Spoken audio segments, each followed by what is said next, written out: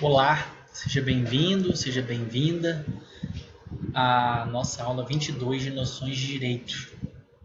Então, a gente continua no direito administrativo, continua na terceira divisão dos agentes públicos, divisão que a gente realizou na aula passada entre agentes políticos, particulares em colaboração e servidores públicos e estatutários. Por sua vez, os servidores públicos estatutários dividem-se em servidores públicos militares, que a gente conheceu na aula passada, viu algumas características, e os servidores públicos civis. Diferentemente dos militares, em que a Constituição adotou o apontamento das instituições, os servidores, instituições essas que os militares dos estados, os militares do estado integram, que são a PM e o Corpo Bombeiro, os servidores públicos civis, como a gama de instituições são gigantesca, uma gama gigantesca, a Constituição já não adota, ok? Então, a gente trabalha com a divisão em servidores públicos efetivos e servidores públicos comissionados. Então, o comissionado, a nomenclatura correta é servidores públicos civis.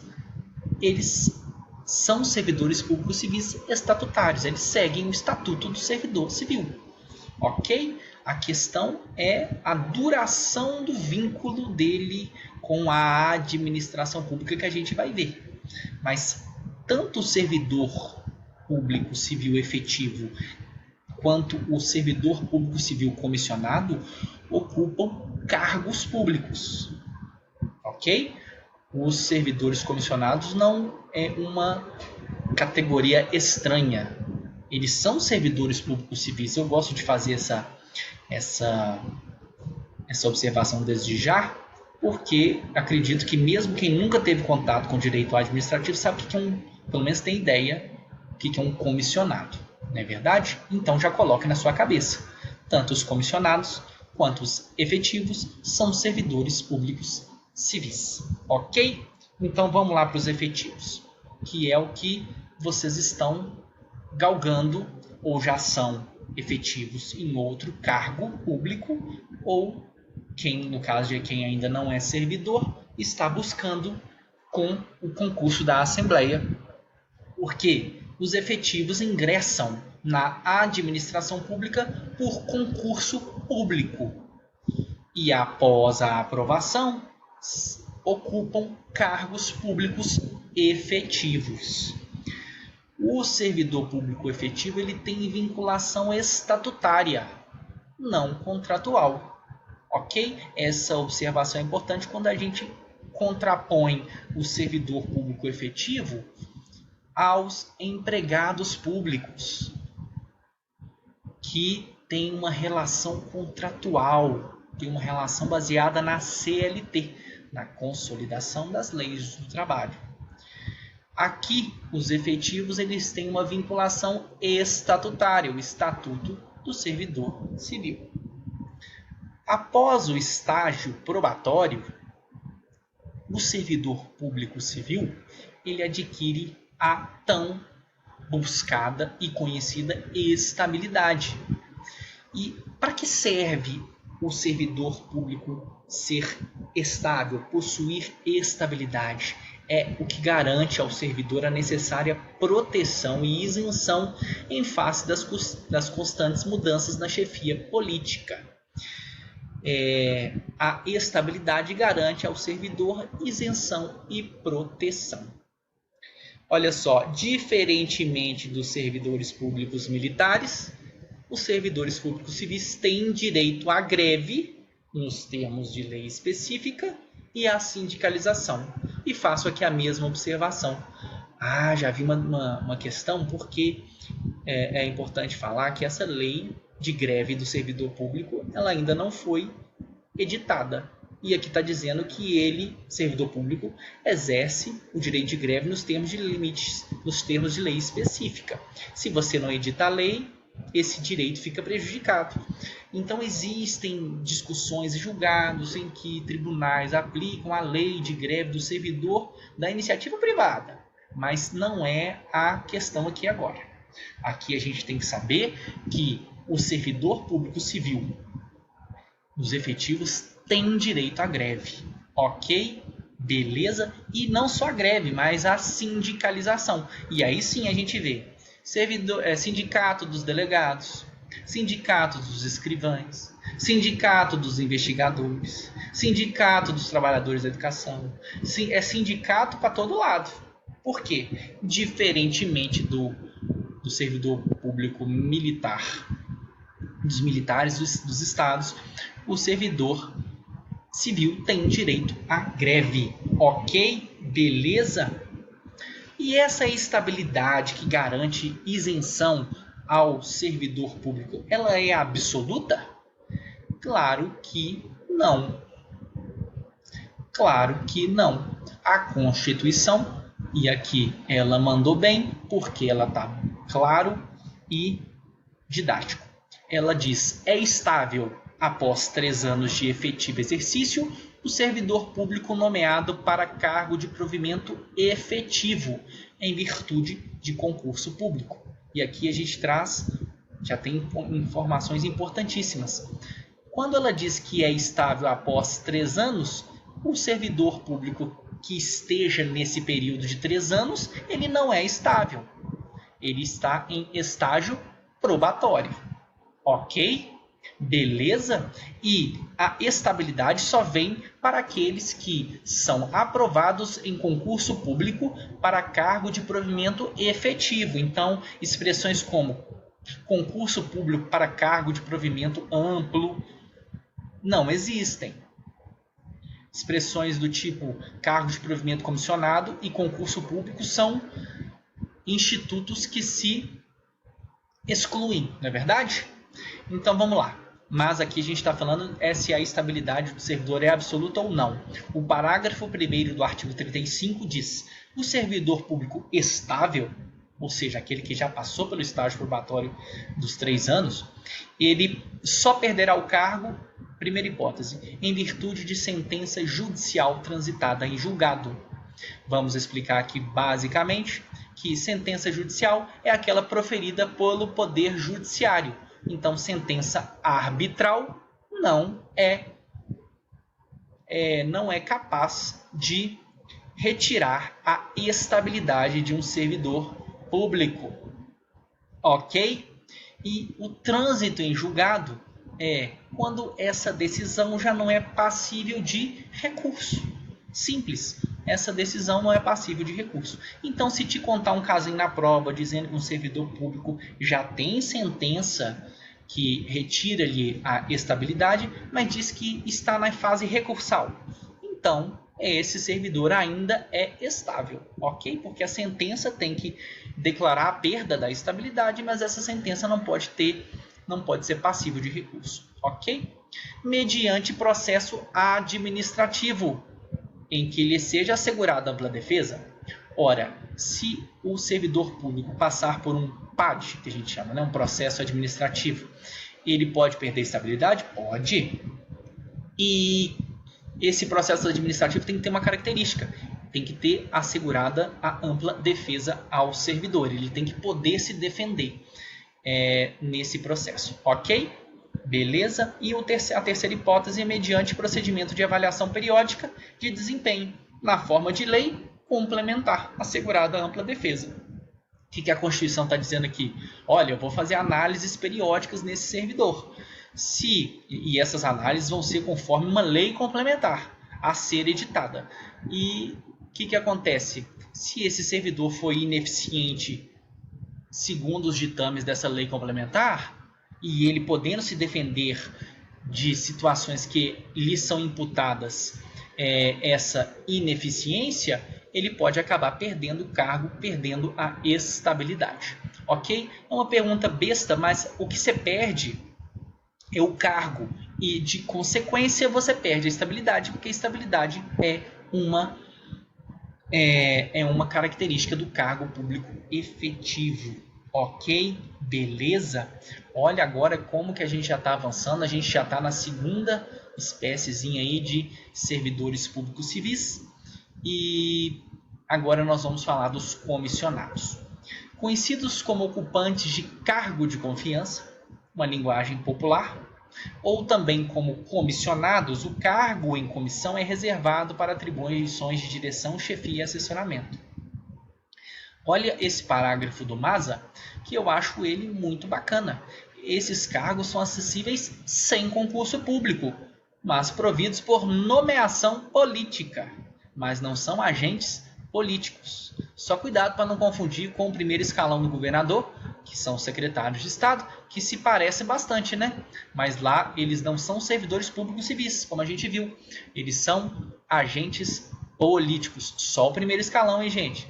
Beleza? Então tá. Vamos lá. De igual modo, a exoneração é ad nutum. O que é? Pode ser a qualquer tempo. Do mesmo jeito que ele entra rápido, ele pode sair rápido. Professor, eu conheço cargo comissionado, pessoas que exercem cargos comissionados há muitos anos. Conheço também, 30 anos. Mas ele pode ser exonerado ad nutum, a qualquer momento, sem motivo, sem necessidade de se garantir a ele contraditório, ampla defesa e devido processo legal. Ok? Porque são cargos, entre aspas, de confiança. Ok? Mas que tipos de funções eles podem fazer? Atribuições de direção, chefia e assessoramento. É o chamado CAD. Chefia, assessoramento e direção. Ok? Então, quem é o cargo comissionado, ele só pode exercer as atribuições de direção. Então, são diretores, chefias, chefes de gabinete, chefes de seção e assessoramento, que é o mais comum, assessores. Os parlamentares possuem assessores, ok? Beleza, os desembargadores têm assessores, os juízes de primeira instância têm assessores e esses cargos são cargos comissionados, ok? Tem uma diferença entre cargo em comissão e função de confiança. E a gente vai falar sobre ela agora. Só que lembrando, vocês vão ver que tanto o cargo em comissão e a função de confiança, elas são para direção, chefia e assessoramento. A grande diferença entre o cargo em comissão e a função de confiança é que a função de confiança é realizada por servidores públicos efetivos. Por quê? Um servidor público efetivo ele pode virar chefe em seu setor. Não é que esse chefe no setor dele necessariamente tem que ser um cargo comissionado. Não. Só que ele não, o servidor público efetivo, quando ele vira chefe no setor dele, ele não ganha a nomenclatura de cargo em comissão. Ele é ainda um cargo de provimento efetivo com uma função de confiança. E esse artigo aqui não tem uma redação legal, não. Não tem, então nós vamos lê-lo com muito cuidado, tá bom? Olha só. Só que coloque em mente, função de confiança é sempre servidor efetivo. E já o cargo em comissão a gente vai ver. Vamos lá. As funções de confiança exercidas exclusivamente por servidores ocupantes de cargo efetivo. E os cargos em comissão, perceba que aqui ele já está falando dos cargos em comissão, ele não faz a ressalva, vamos lá, as funções de confiança exercidas exclusivamente por servidores ocupantes de cargo efetivo. Por isso aí em cima a gente já colocou ali. E os cargos em comissão? Pula, vai para penúltima linha. E os cargos em comissão destinam-se apenas às atribuições de direção, chefia e assessoramento. Eu vou explicar por que eu mandei vocês pularem. Aqui eu poderia usar aquela técnica, né? Aqui, ó. Vamos ver se a gente consegue. Pula isso aqui, ó. E vamos ler comigo. As funções de confiança, exercidas exclusivamente por servidores ocupantes de cargo efetivo. E os cargos em comissão destinam-se apenas às atribuições de direção, chefia e assessoramento. Então, a gente consegue entender perfeitamente que as funções exercidas pelos cargos em comissão e aqueles cargos efetivos que o servidor está investido em uma função de confiança são as mesmas. É sempre CAD, é sempre direção, chefia, assessoramento. CAD, chefia, assessoramento de direção, beleza? Então, as funções são as mesmas. A questão é que funções de confiança, sempre servidor público efetivo. E cargo em comissão, hein? Agora é aquela horinha que a gente vai ler aquela expressão que a gente deixou de fora. Continuemos.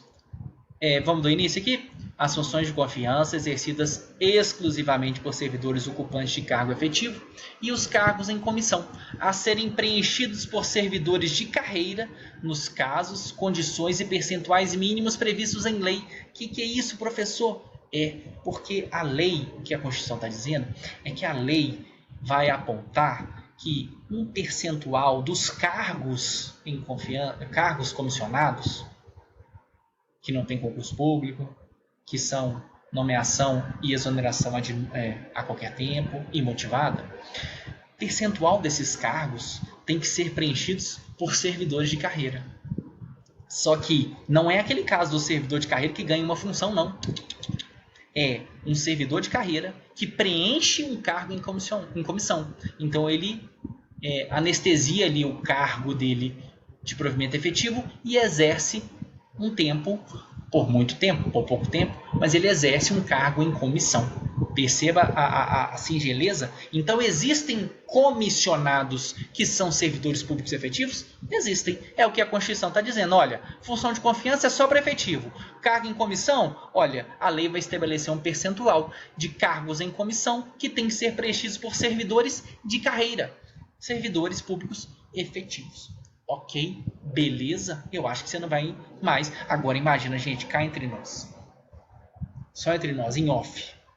Como é que você lê isso aí, do nada, sem uma explicação anterior? Você embola ali no meio de campo, quando você começa a ver, começa a confundir com função de confiança. Não tem jeito. A pessoa tem que ter uma preparação anterior para ler o texto da Constituição. Então, assim, é só lei seca? É só lei seca, mas o que adianta você ler em grego? Se você não entendeu, é como se você estivesse lendo em outra língua, não é verdade? E é claro que aqui teria um desenho, né? Achei aqui um desenho legal. Direção, chefia e assessoramento são as... O que, gente? São as atribuições dos cargos públicos de comissão e quando o efetivo ganha uma função. O que é? Direção, chefia e assessoramento. Olha, vamos lembrar. Direção, um volante. Chefia é o Sr. Burns, para quem não conhece. Ele é o chefe da usina nuclear. E o Sr. Smithers, ele é o assessor. É aquele que está do lado assessorando. Ok? Então, para você se lembrar. Se você quiser uma imagem só, com o CAD. Olha só, o Sr. Smithers dirigindo um carro com o Sr. Burns atrás. O professor de vocês tratou de achar uma imagem mais específica ainda. Isso aí, chefia, assessoramento e direção, é o cargo comissionado, ou quando o servidor público efetivo, servidor de carreira, exerce, ganha uma função. Ok? Beleza? Eu acho que não está tendo dúvida, não. Então, olha só, a gente vai por 3.2. Cuidado, hein? O servidor público civil, ele era 3.1.2. Ok? Beleza? Agora a gente vai para o 3.2. A gente fala dos empregados públicos, ok? Eles ingressam por concurso público. Sim, senhor. Sim, senhor. Tem concurso público para a CEMIG. Tem concurso público para a Copasa. Não é verdade? Que são empresas estatais. Agora vocês entendem quando eu falo empresas estatais, porque eu não quis falar sociedade de economia mista e empresa pública. Vinculação contratual regida por estatuto? Não, pela consolidação das leis do trabalho, ok? E aqui tem um negócio interessantíssimo, que quando a gente estava estudando lá a administração indireta, para a gente fazer o contraponto entre empresas estatais, leia-se, empresas públicas e sociedade de economia mista, fazer o contraponto com a as autarquias e fundações, a gente falava na autarquia e fundação tem servidor público, né? E nas empresas estatais tem empregado público. Então isso ficou muito bem na cabeça de vocês. Mas vocês acreditam? Eu trouxe aqui até a citação do Celso Antônio Bandeira de Mello, que é um administrativista muito famoso, ok? Que ele fala assim: além das pessoas jurídicas de direito privado, e agora que você entende, empresas estatais, admite-se a contratação por regime de emprego também nas pessoas jurídicas de direito público. Opa! Desde que seja para funções materiais subalternas. O que está querendo dizer aqui? Na administração direta pode ter empregado público, você acredita?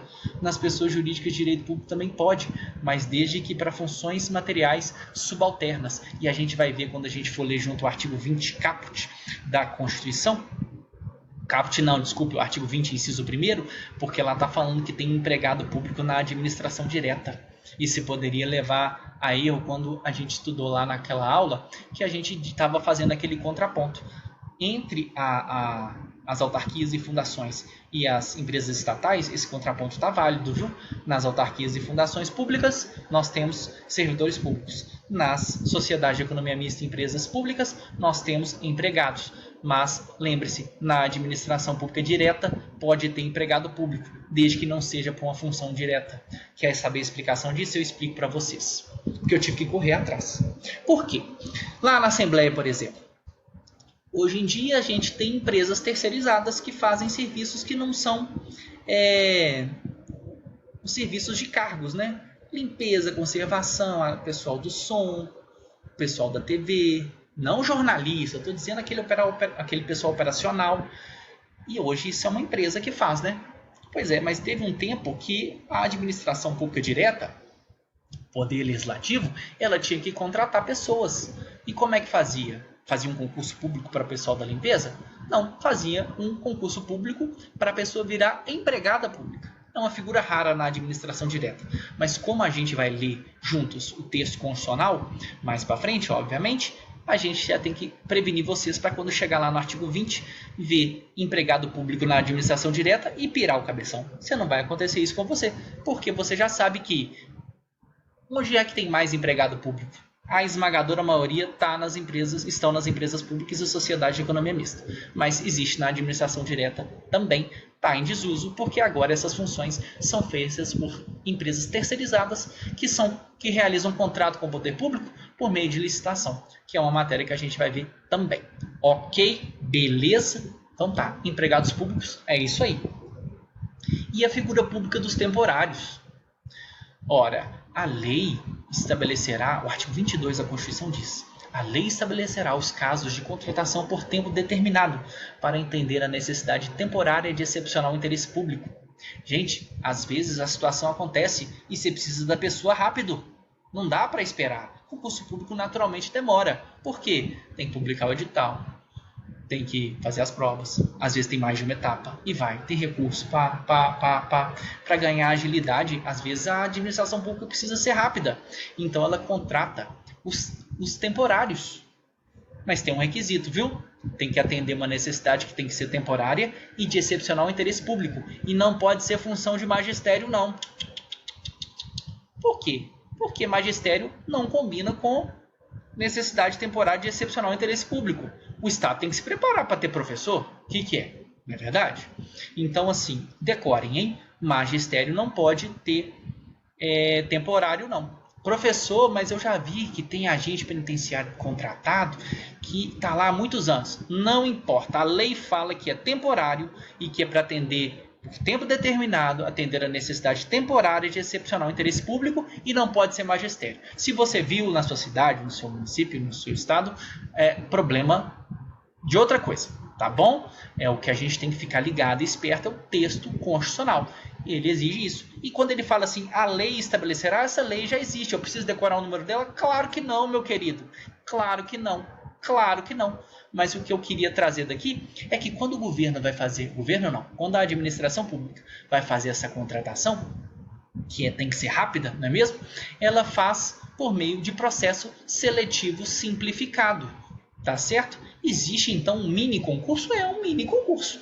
É o processo seletivo simplificado, chamado de PSS, né? Entendeu? E esse contratado, ele vai ficar temporariamente na administração pública e ele não exerce um cargo público, não.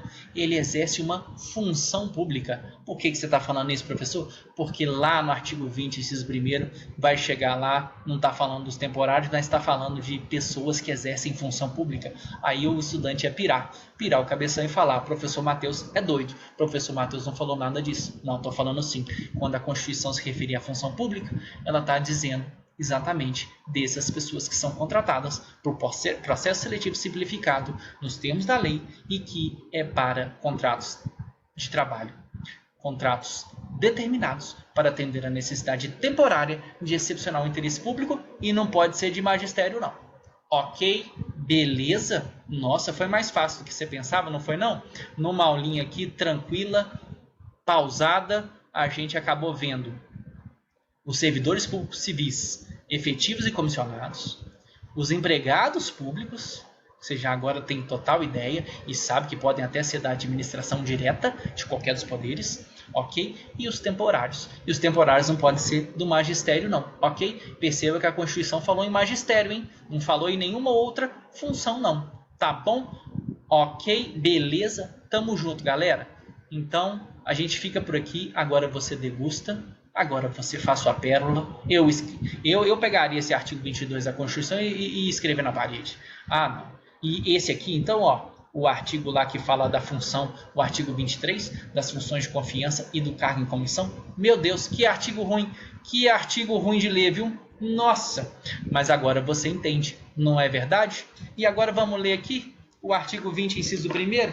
Vou abrir minha Constituição aqui e você pega a sua aí e confere se a sua está atualizada, viu, gente? Estou recebendo relato de gente estudando por Constituição desatualizada. Cuidado, pega lá no site da Assembleia. Não achou? Me manda e-mail. E-mail está onde? No mural do aluno. Artigo 20. A atividade administrativa permanente é exercida. 1. Na administração direta de qualquer dos poderes, por servidor público ocupante de cargo público em caráter efetivo ou em comissão, você já sabe.